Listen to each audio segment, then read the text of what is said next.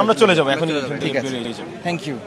ভালো থাকবেন। হত্যা মামলার আসামি ও আওয়ামী লীগের এক নেতার ফুয়ার বিয়ের অনুষ্ঠান উত্তুন সেই নেতারা ধরি বললাই চট্টগ্রাম ক্লাবত জুলাইয়ের 7 তারিখ রাইতর 11টার শুরু করি রাইতর 1টা পর্যন্ত বিক্ষোভ করিগে একদল ছাত্র জনতা।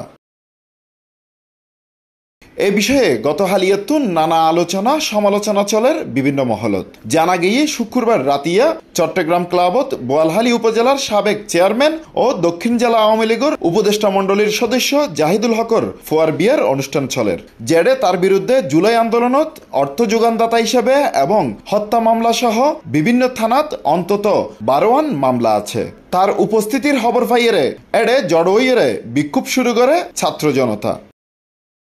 তবে রাইতর 1টার দিকে পুলিশ ও সেনাবাহিনী সহ ক্লাবর ভিতরে যাইরে জাহিদুল হকরে নফাইলেও এই বিয়েত চট্টগ্রামের অনেক বিএনপি জামাতের নেতাকর্মীও উপস্থিত আছিল বলে দাবি করিগে বৈষম্য বিরোধী আন্দোলনের নেতা তৌসিফ ইমরোজ। এখানে আমাদের সবচেয়ে দুঃখের বিষয় হচ্ছে তার আসলে আওয়ামী সম্পৃক্ততা এত বেশি থাকার পরে, তার নামে মামলা থাকার পর আমরা দেখলাম বিভিন্ন বিএনপি এবং জামাতের অনেক নেতাকর্মী আসলে এই বিয়েতে অংশগ্রহণ করেছে। আমরা বিএনপির যে চট্টগ্রাম মহানগরের যে আহ্বায়ক আছেন এরশাদুল্লাহ ভাইয়া সহ মীর হেলাল ভাইয়া থেকে শুরু করে সুপিয়ান আরো অনেকজন এবং জামাতের আসলে অনেক নেতাদেরকে আমরা দেখলাম যে এখানে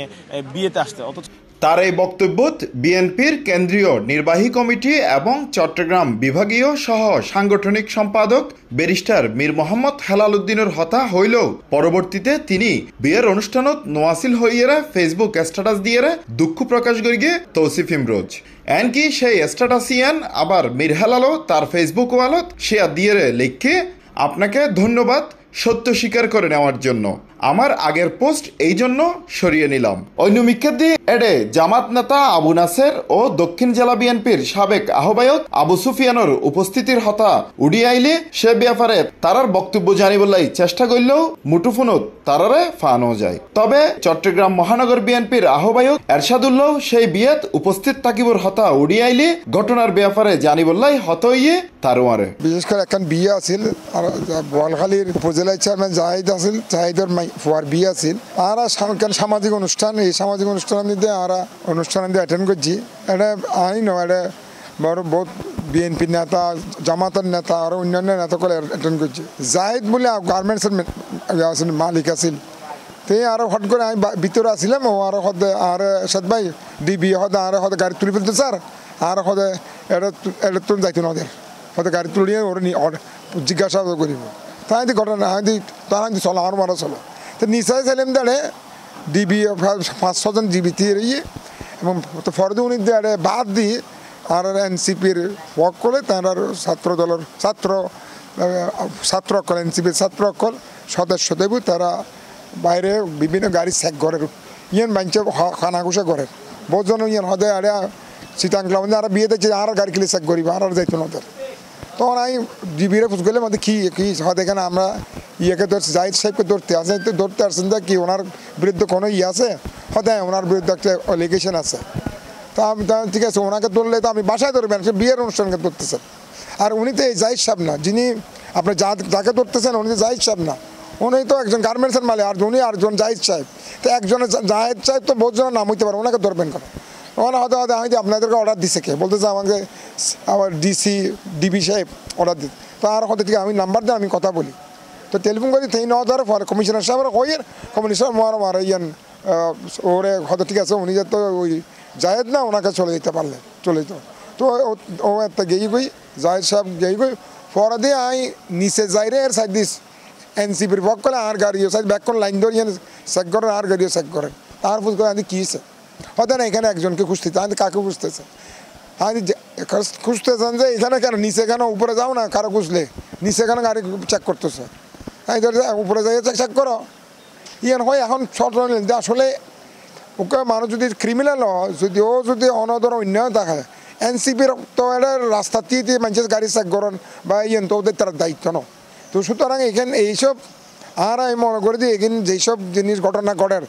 মব জাস্টিস বলে হয়, এই মব জাস্টিস অলরেডি বেলে এখানে বিভিন্ন ধরনের আর প্রধান অবশ্য হইতে ইয়েনে বিভিন্ন ধরনের উপদেষ্টা সকল আর অ্যাক্টিং চেয়ারম্যান তারেক রহমান সাহেব কিন্তু ইয়েনের বিরুদ্ধে আরও ইয়েনের বিরুদ্ধে আরও চাই অবশ্য যদি কেউ যদি ক্রিমিনাল যদি আওয়ামী লীগ করে হয় ক্রিমিনাল ইয়ান পুলিশের দায়িত্বই পুলিশে ওরে অ্যারেস্ট করিব বা জিজ্ঞাসাবাদ করিব ইয়ান পুলিশের দায়িত্ব এনসিপির ফকলা ইয়ানে রাস্তাত গাড়ি দ্বারা গাড়ি তিয়ে করে ইয়ানে গাড়ি চেক করিব মানুষের হ্যারাসমেন্ট করিব বা মানুষের জিজ্ঞাসা কিলে করিব তারা তো ইয়ান দায়িত্ব ন কিন্তু পুলিশের দায়িত্ব পুলিশ তো অবশ্য অধিকার আছে যে কোনো গাড়ি চেক করবে যে কোনো কে সন্দেহ হলে ইয়ান ফুস করি ফেললে কিন্তু এনসিপির ফকলে যেসব হাম করেন আমি মনে করি তারা আরও ছোটো ভাই তারা ছোটো বা আর ছেলের মতো তারা এইসব সমর্থন বিরুদ্ধে তাইব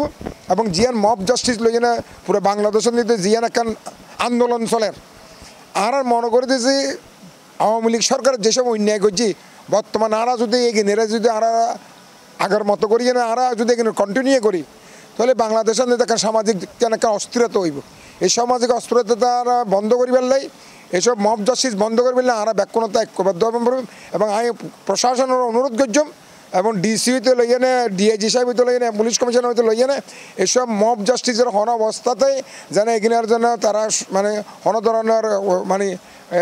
হই মেইবে হন সমর্থন ন করে এবং ইনারা যেন ব্যাকুণ এগিনারা যেন এই যারা ফক কলে যেখানে নানসি বেগের আতত লইতো তারা আইনরে যেন এনার পরিহার করে এবং তারা যেহেতু তারা বয়সে ছোটো বহুত কিছু নবুঝে আইন যেন আতত নিতে নল আইন যেন আইন শৃঙ্খলা বাহিনী যেন আইনজ্ঞান সুন্দরভাবে কায়েম করে তারা এনে আর আবেদন তাইব তবে সামাজিক অনুষ্ঠানত এই ধরনের কার্যক্রমরে ভালোভাবে নলর অনেকেই বিশেষ করে আসামি বা অপরাধী অলরে ধরিবল্লাই পুলিশ ও প্রশাসনের ভূমিকাই বেশি গুরুত্বপূর্ণ অন্যান উচিত বলে মনে করেন সচেতন মহল যদিও আন্দোলনকারী অলর দাবি পুলিশ তারারে নদরের যার কারণে তারাত্তনি মাডত লামন ফরের এই জায়গায় আমরা বারবার করে বলছি যে প্রশাসন আসলে তাদেরকে সাহায্য করছে প্রশাসনের কেউ না কেউ তাকে এখানে সেফ এক্সিট দেওয়ার ব্যবস্থা করেছে এখানে শুধু গেট দুইটা না আমরা জেনেছি এখানে আশেপাশে আর অনেকগুলো গেট আছে ইন্টারকান্টের অনেকগুলো গেট আছে গোপন কক্ষ আছে হয়তো এখানেও যদি তারা গিয়ে থাকে তাহলে সেটা তো অবশ্যই প্রশাসনের ব্যর্থতা আজকে যদি আমরা তার অবস্থান নিশ্চিত করার পরও প্রশাসন আসার পরও সে এখান থেকে পালিয়ে গিয়েছে আমরা তাকে পেলাম না এটা তো নিশ্চিত আসলে প্রশাসনের ব্যর্থতা প্রশাসন কোনো না কোনোভাবে তাকে সাহায্য করেছে হতে পারে সেটা গোয়েন্দা বিভাগের মাধ্যমে হতে পারে সেটা আর্মির মাধ্যমে বা ডিজিএফআই যে কোনো না কোনোভাবেই তো আসলে সাহায্যটা করা হয়েছে না হলে তো একটা মানুষ আমাদের চোখের সামনে যে ছিল সেভাবে চলে যেতে পারে না থ্যাংক ইউ ভালো থাকবেন থ্যাংক ইউ